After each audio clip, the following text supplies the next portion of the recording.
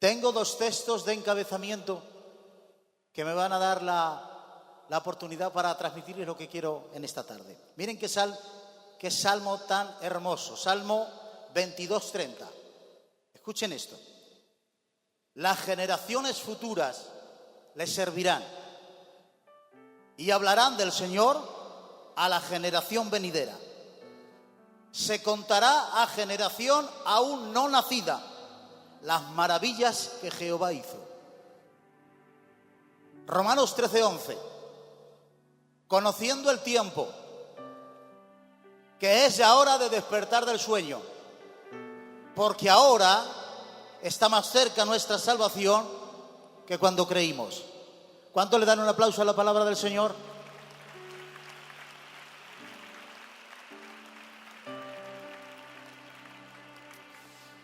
Leyendo estos dos textos, me viene para decir que Dios es un Dios de propósitos.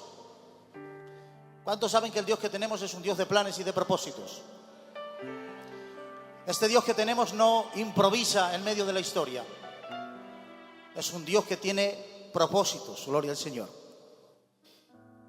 Dios, allá en la eternidad, antes del tiempo, antes de que existiera nada, diseñó un plan, diseñó un propósito. Los entendidos lo llaman el designio eterno. Y Dios diseñó un propósito antes del tiempo. Pero después Dios, ese propósito, lo montó sobre las ruedas del tiempo y lo echó a andar. Gloria al Señor. Hay dos palabras que necesito tomar para definir la palabra tiempo. Una es la palabra cronos, que significa la medida cuantitativa de los días, es decir, el tiempo histórico. La otra palabra significa kairos, que es el momento oportuno en que sucede algo importante. Así que todo esto me da para decir que dentro de cada tiempo histórico siempre hay un propósito de Dios desarrollándose. Siempre. No hay un tiempo vacío en la historia en el que no hubiese un plan y un propósito de Dios. Dios siempre está haciendo algo. Así que cada tiempo tiene su propósito y cada propósito tiene su generación. Dios, ahora mismo, en este tiempo, a tiempo real, en nuestra generación, Dios está haciendo algo. Dios tiene un propósito para nosotros. ¿Cuántos lo creen? La pregunta es, ¿cuántos quieren conocer ese propósito? ¿Cuántos quieren conocerlo? ¿Cuántos quieren formar parte de él? Muy bien. Pues si todos queremos formar parte de este propósito, necesitamos dos requisitos que nos han dado el texto que hemos leído. Primero, conocer el tiempo. Y el segundo, un despertar espiritual. Conocer el tiempo significa conocer las amenazas de nuestro tiempo.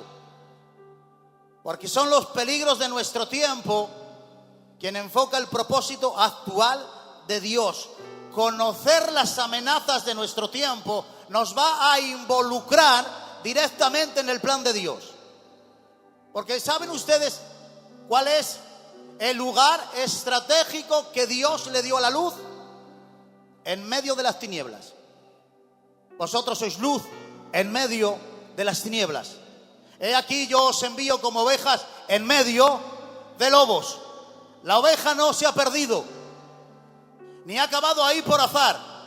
Ahí en medio de los lobos la ha puesto Dios. Y a lo mejor lo más incomprensible y lo que más terror pueda dar no son los colmillos del lobo, sino que quien puso a la oveja ahí fue el propio pastor. Necesitamos estar en medio de las amenazas de nuestro tiempo. Dios nunca llamó a su iglesia a esconderse, nunca. Y nos advirtió de la incoherencia de encender una luz y esconderla. Y si Dios nos dijo esto, es porque sabía que esto podría ser un error histórico en medio de la iglesia. Dios nos ha llamado a ser santos. Amén. ¿Y qué significa la palabra santo? Apartado. Pero creo que estamos cayendo en una paradoja muy pecaminosa. que en honor de la santidad estamos pecando de indolencia. Dios nunca nos llamó a la indiferencia. Es normal que cuando hace frío en la calle cerremos la puerta y no queramos salir fuera, porque dentro de la casa se está muy bien, es normal. Nosotros tenemos una casa muy grande y hemos hecho una casa preciosa, llena de coros, llena de capillas, llena de bendiciones. Pero quizás estamos cometiendo el error que hemos cerrado la puerta a este mundo que nos rodea y hay un plan ahí fuera. Le pasó a la iglesia madre de Jerusalén. La iglesia madre de Jerusalén tiene a Santiago como pastor y el grupo ministerial son los 12 apóstoles. Un día pasaba a llevar los coros el apóstol Juan y otro día predicaba Pedro. ¿Quién se quiere ir de esa iglesia? ¿Quién se quiere marchar de ese lugar? Nadie. Pero estaban dándole las espaldas al propósito de Dios de extender el evangelio en todos los rincones del mundo. Tuvo que ser la muerte de Esteban quien puso otra vez en los pies del propósito a su iglesia, porque es un peligro real. Y mucho me temo, déjenme ustedes ser con libertad, mucho me temo que a veces nos parecemos un poco a la reina Esther. Nuestra generación como Esther es muy guapa. Amén. Yo hubiese dicho eso, amén. Nuestra generación como Esther es muy guapa. Qué coros, qué músicas, qué mensajes, qué capillas. Pero me parece que nos hemos convertido un poco en la novia ataviada que no le falta detalle, pero no sabe muy bien en qué capilla se casa su novio y está perdida por las calles. Porque nos falta entrar en el plan de Dios. La mayoría de nosotros no tenemos muy claro qué tenemos que hacer más allá de ir al culto. ¿Qué tenemos que hacer hoy?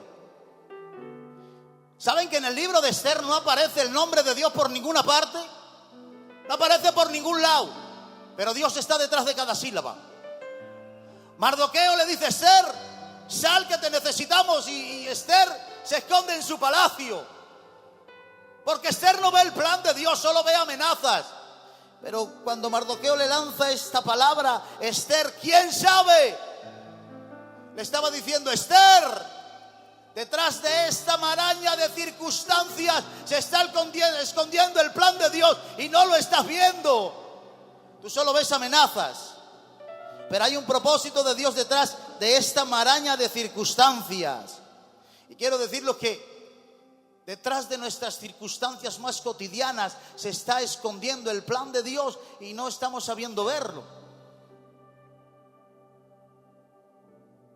Porque ¿sabéis qué pasa? Que el plan eterno de Dios viene envuelto en pañales y no sabemos contemplar a ese niño que ese niño que está envuelto entre pañales es el Rey de Reyes y el Señor de Señores, porque nos parece sencillo. No vemos el plan de Dios en tender la mano a uno y levantarlo. No nos parece un plan de Dios abrazar a alguien. Entendemos que el plan de Dios tiene que ser algo tan grande como esto, y mientras tanto la vida está pasando y el plan de Dios se nos está escapando de las manos.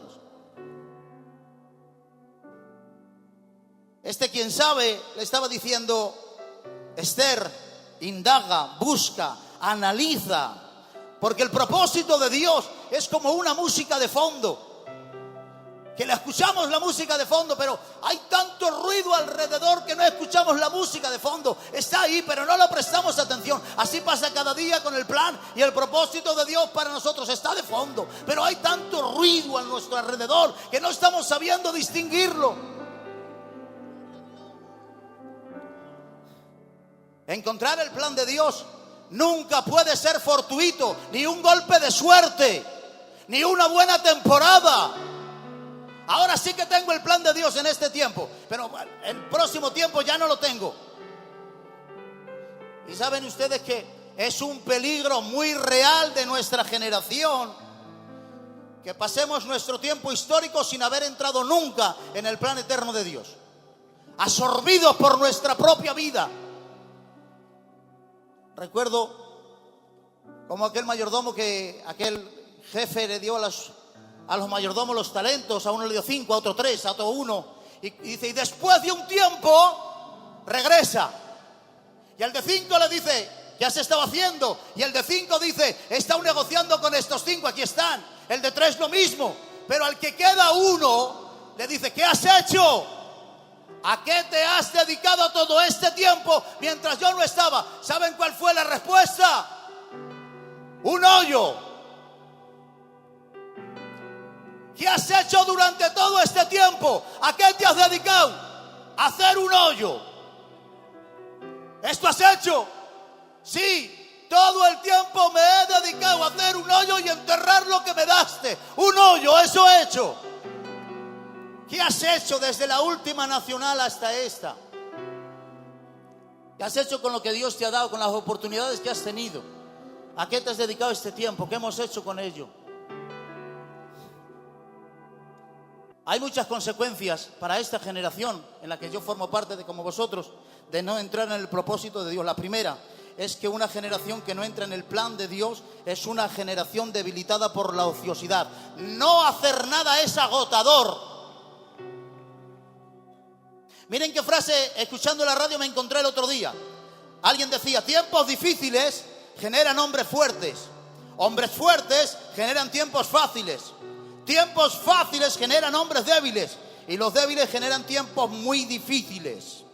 La responsabilidad de los tiempos malos o buenos cae sobre sus generaciones. La manera en cómo es este tiempo que nos quejamos también es culpa nuestra. ¿Recordáis aquella cuando Josué está a punto de entrar en Canaán y le dice Dios, Josué, esta generación está a punto de entrar en Canaán y está sin circuncidar? La primera generación que salió de Egipto ha muerto por el camino y esta está a punto de entrar en Canaán, pero está sin circuncidar. Una generación que nació en medio del desierto, que no sufrió los males de Faraón, pero tampoco vio la columna de fuego. Una generación que ha nacido lloviendo maná del cielo. Una generación que no sabe lo que es clamar por la gloria de Dios. Hermanos, somos una generación que ha nacido con iglesias, con pastores, con maestros, con Biblias de estudio. Somos la generación de Ebed. Pero tantas facilidades nos han debilitado. Y nos encontramos en un punto histórico en que los fuertes, nuestros padres, cuidaron excesivamente de nosotros, evitándonos el dolor. Una generación de padres ricos que cuando llegábamos a la iglesia a las 7 de la tarde nos encontrábamos cara a cara con la gloria de Dios, porque nuestros padres llevaban todo el día clamando por ella. No estamos acostumbrados a clamar por la gloria de Dios porque hemos nacido en medio de ella. No estamos acostumbrados a clamar por su gloria. Sufrir por el evangelio no forma parte de nuestro programa. Lo hemos sustituido todo por inteligencia artificial. Somos más inteligentes, pero más artificiales. Hemos digitalizado el dolor, la abnegación, la mortificación de la carne. Mucho me temo que nos hemos embriagado del anestésico que Cristo rechazó en la cruz. Nosotros lo hemos tomado y hemos anestesiado los dolores del evangelio. Nos hemos aceptado con una cruz sin dolor. La cruz de nuestra generación no tiene sangre. Y sin sangre no hay remisión de pecados. Luego nos preguntamos, ¿por qué no hay manifestaciones del Espíritu? ¿Por qué? Porque la cruz no funciona con megas. La cruz funciona con sangre.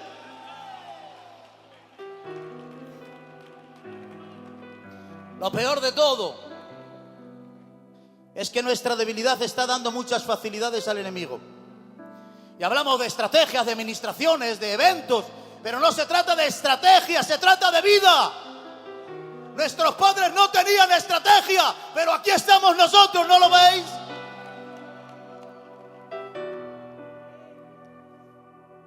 Qué fácil lo tuvo Goliat, qué fácil lo tuvo Goliat. Solo tuvo que decir, dadme un hombre. ¡bumba! Ya los derrotó. Pero ¿por qué tenéis que aceptar la batalla conforme os lo dice Goliat si vosotros siempre peleáis como un ejército? ¿Por qué tiene que poner las normas ahí? Las aceptaron y ya les derrotó. ¿Y sabes qué hicieron todo el ejército? Goliat mandó un misil al concepto de ejército, les quebró por dentro y se pusieron todos a buscar hombres. Y mientras buscaban hombres se olvidaron de Dios.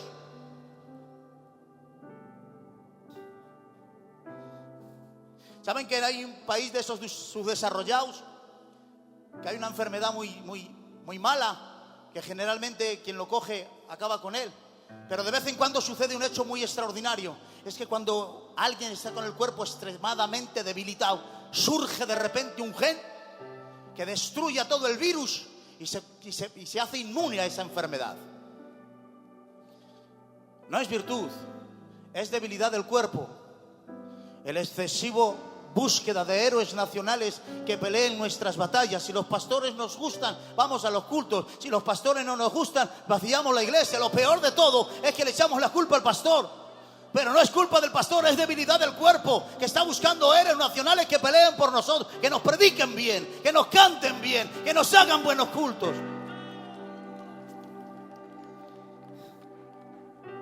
La segunda consecuencia de perder el propósito es que hay una tremenda crisis de identidad. Las cosas alcanzan su valor cuando son utilizadas en aquello para lo que han sido creadas. Lo que haces está conectado irremediablemente con lo que eres. Si dejas de hacer aquello para lo que te has sido llamado, es normal que tengas lapsus de identidad y de vez en cuando se nos olvide que somos cristianos. ¿Recordáis a aquella mujer, Agar? ¿Cómo la llamó el Señor? Agar, el nombre que la identifica. Sierva de Sarai, tu propósito, que es que se te ha olvidado. Olvidaste tu nombre y olvidaste tu propósito. Te has desviado del propósito y has olvidado tu identidad. Mirad qué pregunta, como si fuese el Señor hoy haciéndolo a nosotros. ¿De dónde vienes y a dónde vas? ¿Qué preguntas hace el Señor? A Agar le dijo, ¿de dónde vienes y a dónde vas? A Adán le dijo, ¿dónde estás tú? A Elías le dijo, ¿qué haces aquí? A Jacob le dijo, ¿cómo te llamas? Si hoy Dios viniera a preguntar a nuestra generación, ¿a dónde vais? ¿Dónde os dirigís? ¿Cuál es vuestro enfoque? ¿Qué perseguís? ¿Cuál es vuestra meta? ¿Cómo te llamas? ¿Dónde estás? ¿Sabríamos responder a Dios si viniese a preguntarnos? La respuesta de Agar fue terrible.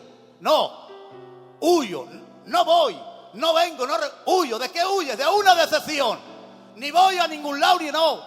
Mi vida es la escapatoria de algo que no se ha cumplido. ¡Qué decepción! ¡Cuánta decepción escondida! ¿Sabéis por qué?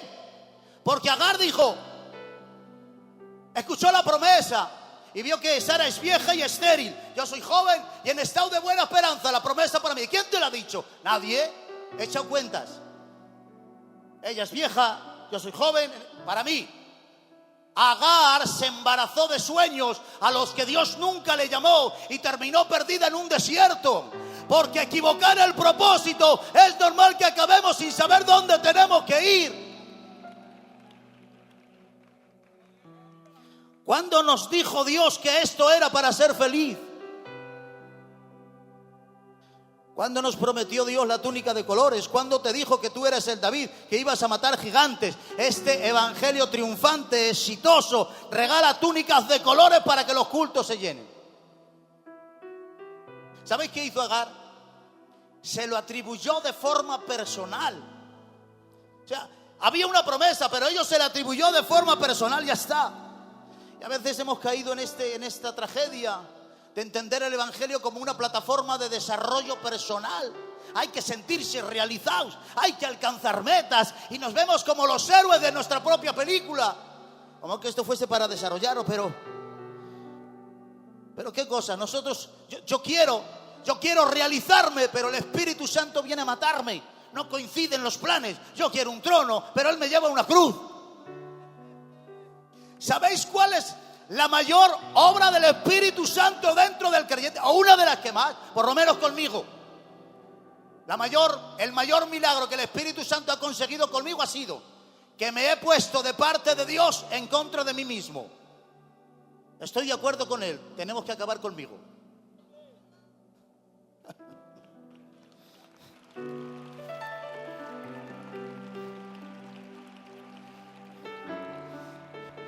El redimido celebra su muerte, no se llora ni se va a llevar flores. Por eso cuando Jesús va a la cruz y lloran por Él, se vuelve y no deja que lloren, porque a la cruz no se va llorando, porque Cristo, más que a morir, iba a matar. Lo que pasa que Él mata muriendo.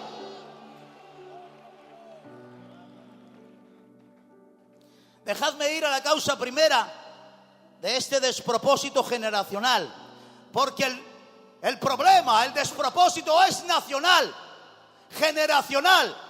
Pero la causa es muy, muy personal. Porque Dios llama a generaciones, pero no ha puesto un cartel en el cielo y ha escrito un montón de nombres. No, llama a generaciones, pero susurra en cada corazón de cada persona. Dios llama a rebaños, pero va a buscar personalmente a cada oveja. Y es terrible, impresionante. No sé cuánto tiempo le has dedicado a pensar que el Dios eterno y sublime ha visto pasar generaciones y generaciones y generaciones, pero te ha visto a ti y te ha llamado por tu nombre. A ti y a ti. Contigo cuento.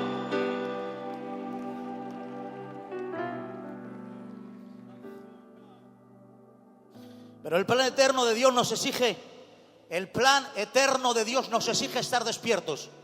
Y aquí llegó el segundo requisito de este mensaje. Necesitamos estar despiertos.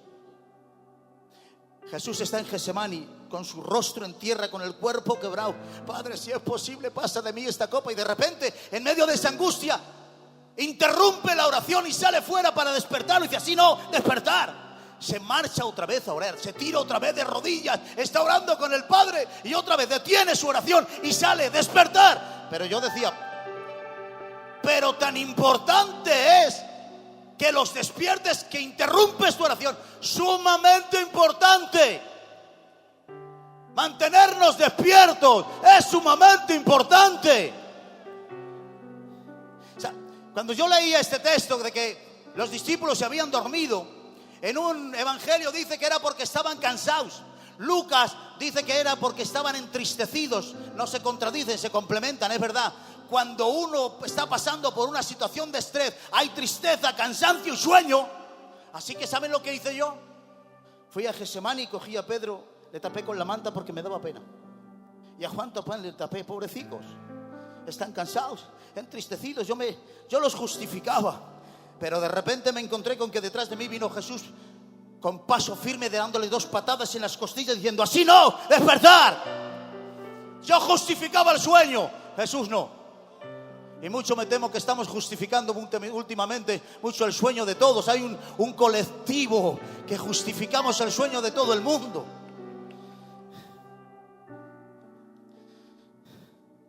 ¿Saben que en tiempos de Nehemías, es impresionante esto? En tiempos de Nehemías él fue a Jerusalén y había un montón de gente que vivía después de la destrucción de Jerusalén. Y dice Nehemías que estaba lleno de ruinas. Tantas ruinas que el pueblo no podía pasar. Y yo decía, pero ¿cómo vivís ahí? Nos hemos acostumbrado. Aceptaron las ruinas como parte del mobiliario. Forma parte del mobiliario. ¿Ustedes recuerdan un anuncio que salía uno con un juego de mesa agarrado y enfadado que se marchaba? Y salían los demás diciendo, está bien, aceptamos pulpo como animal de compañía para seguir jugando. Mucho me temo que estamos aceptando la falta de espiritualidad y nos obliga a sumergirnos en la pobreza para seguir jugando, justificando la pobreza espiritual para seguir haciendo culto, justificándolo. Aquel profeta que se levantó porque no edificaban la casa de Jehová, que era el plan de Dios, y la conciencia les mataba, y alguien vino por allí y se lo inventó. No es tiempo de edificar la casa de Jehová. Ya está. Espiritualizaron las ruinas. Ya está. Que es normal. No alcanzamos las excelencias del espíritu. Adornemos la carne para que esto no sea tan violento. ¿Y cómo lo hacemos?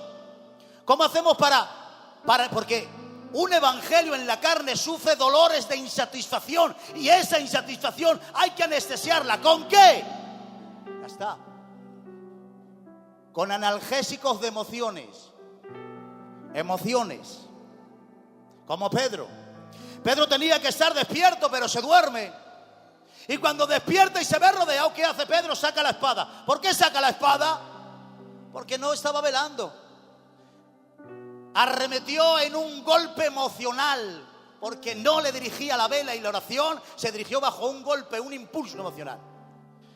Porque cuando la vida del espíritu duerme, las emociones de la carne se despiertan. Y alguien me dirá: pero Ramón, ¿y vas a hablar en la Nacional de Emociones? Sí, pero poniendo un equilibrio, ¿de acuerdo? A mí, recordaba esta frase que alguien una vez escuché, que decía: no te creas todo lo que sientes, pero siente aquello que crees. Porque la emoción no puede ser el rector de mi conducta, pero mi conducta de fe genuina es una experiencia emocionante. Las emociones son como Urías Eteo, es un mal líder, pero qué gran compañero. Gloria a Dios. Aplaude al Señor, por favor. Gracias.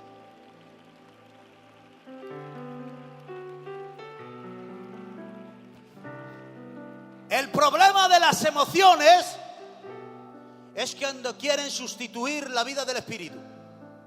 Ese es el problema. ¿Recuerdan aquellas mujeres que se levantan de mañana porque van al sepulcro de Jesús y han preparado perfumes porque quieren hacer algo tan bueno para el Señor? Y preparan perfumes. Hermanos, cuánto sentimiento, cuánta devoción, ¿verdad? Llenas de emociones, pero vacías de fe. Porque si llegan a tener fe que al tercer día resucitaría, jamás hubiesen preparado perfumes. Los perfumes venían a hablar de la falta de fe, y esto es un error. Las emociones son como los perfumes, impactan pero se desvanecen enseguida. Son balas de fogueo, hacen mucho ruido, pero no matan una raíz de amargura. No consiguen levantarte, no consiguen sanarte.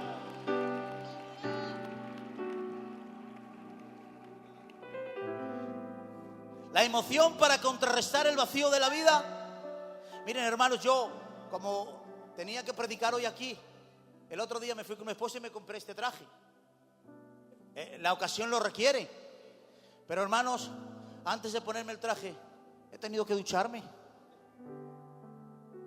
Porque ponerme el traje sin ducharme, así sucede con las emociones. Son buenas, pero limpios. Son buenas las emociones, pero en orden. Que son buenas.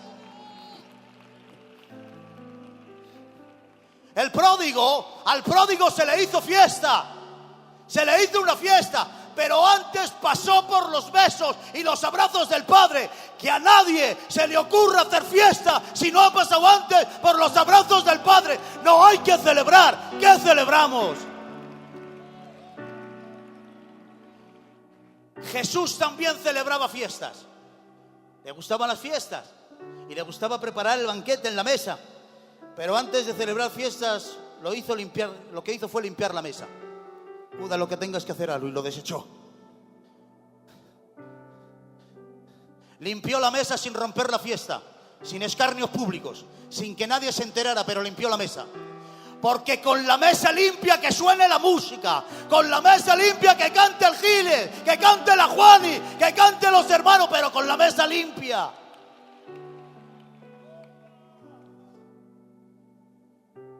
Las emociones nos desequilibran mucho. Pedro saca su espada y de repente le censura y sale corriendo. Pedro, no hay quien te entienda. O cortando orejas o saliendo corriendo. No tienes término medio. Así son las emociones. Así son.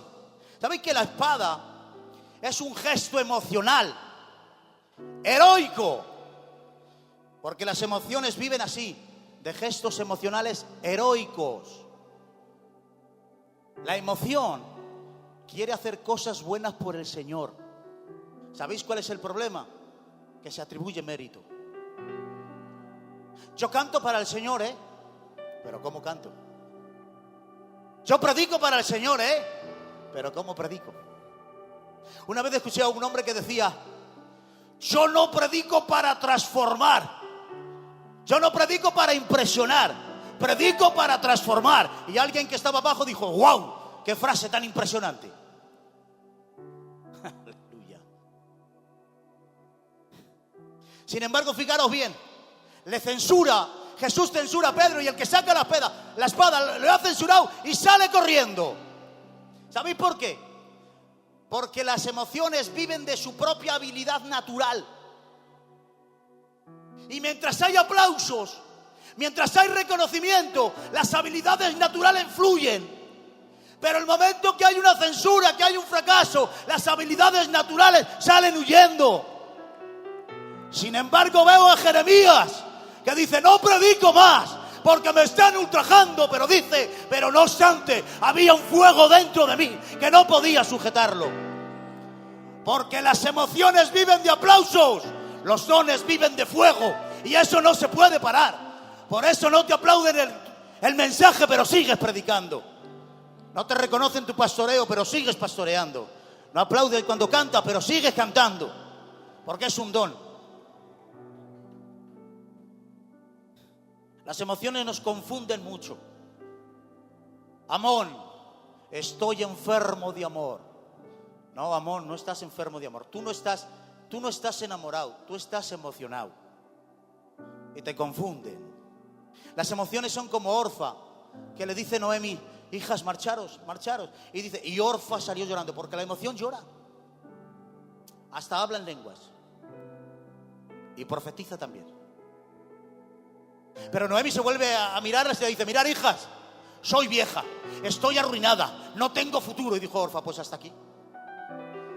Porque cuando lo que nos dirigen son las emociones, va a llegar un día que el evangelio se ponga delante de nosotros como una Noemi llena de arrugas, que te pida negación sin recompensa, que te pida que perdones sin aplausos. Hasta ahí llega la emoción, hasta ahí llega.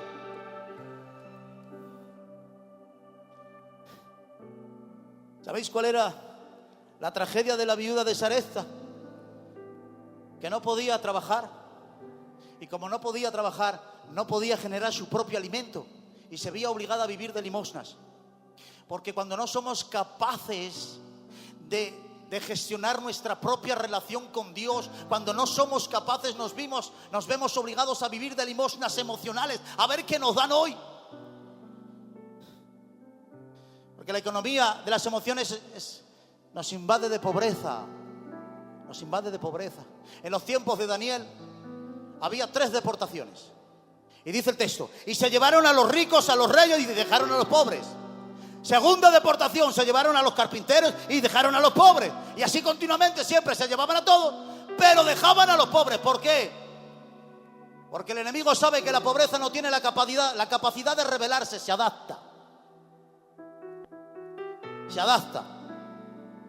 Lo peor de todo, ¿sabéis cuál fue? Que a los pobres se les dio una viña encima, de premio. La viña era para gente rica.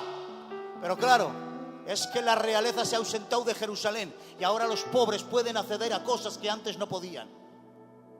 La falta de espiritualidad está encareciendo todo esto, y ahora cualquiera puede llegar a cualquier sitio porque nos falta espiritualidad. Antes costaba todo esto mucho más. Dejarme terminar. En la habitación de una generación dormida, 2 mujeres duermen. Una se acuesta sobre su propio hijo y lo mata. Hermanos, cuando despierta, ¿cuál tendría que haber sido la reacción? Llorar, gritar, pero no llora. Qué mal síntoma cuando asfixiamos áreas de nuestra vida y no cae una lágrima por nuestras mejillas. Cuando nos acostumbramos a asfixiar áreas de nosotros sin que... La que lo mata no llora, y el niño tampoco puede llorar, porque ha muerto por asfixia. Y la muerte por asfixia es lenta, paulatina, silenciosa, sin alarmas. Nadie se entera lo que está muriendo. De hecho, no sabemos cuántos de aquí estamos vivos, porque en un entorno que duerme se pierde mucha vida sin alarmas. Nadie se entera.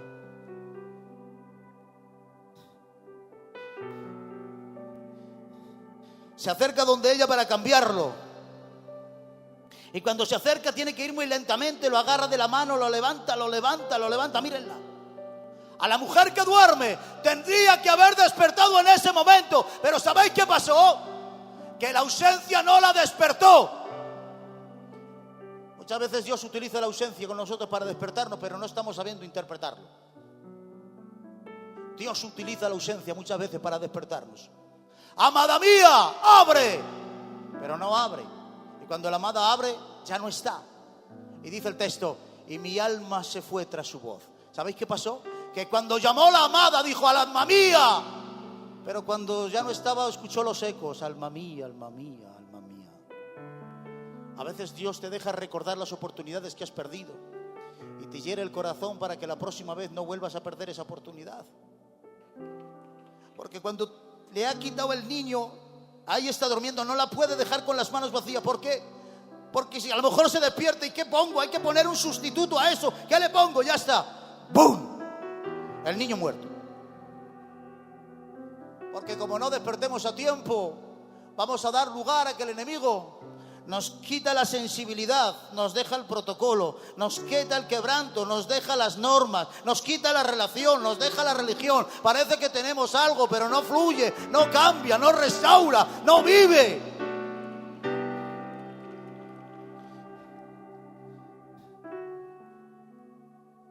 Qué mala era la generación que levantó un becerro. Pero escuchen, aquella generación tan mala lloró por la ausencia de Dios. Nosotros no estamos levantando becerros, pero ¿cuántos lamentan la ausencia de Dios? ¿Cuántos la lamentan? No existe peor generación en la historia que aquella que nos llora la ausencia de Dios. Pero quiero deciros algo y terminar. Quizá todavía estemos a tiempo. Quizá todavía estemos a tiempo.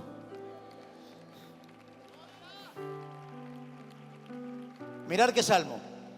¿Quién llama a las generaciones desde el principio? Yo, Jehová, el primero, y yo mismo el postrero. Hay un llamado para nuestro tiempo y en nuestra generación. Dios está haciendo algo ahora mismo y reclama de nosotros que entremos en ese plan. Hermanos, ¿y si fuésemos nosotros la generación que va a tener el mayor privilegio de la historia? ¿Y si fue nuestra generación la novia que ya está ataviada a punto de entrar en el altar? ¿Y si fuésemos la generación que la creación entera está esperando que se manifieste? ¿Y si fuésemos la generación de las trompetas? ¿Y si fuésemos la generación del rapto? ¿Cuántos lo creen? ¿Y si fuese este nuestro tiempo? Vengo a decirte que en medio de este tiempo hay un propósito. Escucharme bien.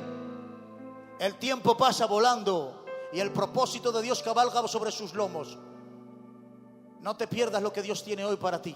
Yo no me lo quiero perder. Yo quiero saber qué está haciendo Dios en este tiempo y que cuente conmigo. ¿Cuántos quieren que Dios cuente con ellos? ¿Cuántos quieren? ¿Quieres ponerte en pie un minuto conmigo? ¿Un minuto? ¿Cuántos quieren que Dios cuente con ellos? Hay un propósito de Dios actual para hoy, para el que lo quiera. Pero necesitamos estar despiertos. Despierta, por favor. España, despierta. Levanta tu